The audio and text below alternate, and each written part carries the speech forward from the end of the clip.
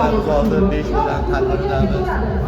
Yonimizda Bahodir aka boshchiligidagi Sado doira milliy chiroq ansambli. Ular ko'rinishidan kamtar yigitlar ekanini o'ylashibdi, lekin ma'lum tesa Habib nima deydi hozir? Uni tesa shu yo Kuala Tedyo qo'yadi. Shapalaq dahshat. Milliylik asosida ular haligi zamonaviylikni orqasiga ergashib ketmagan, diskotekka bo'lib ketmagan, o'shaligi zamonaviy jinni bachkanalikka turgan holda milliylikni ushlab turgan aka bu hammaga buni bilgan bilan milliylikni targ'ib qilayotganlar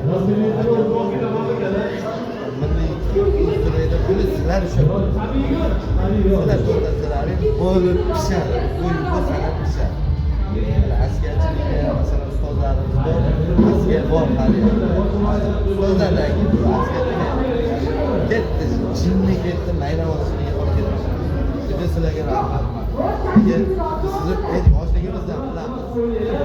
Faqat omad katta sahnalarga chiqib bo'lgansiz. Unvonlarni olish, katta oliy shunday videoda gapirib beradi.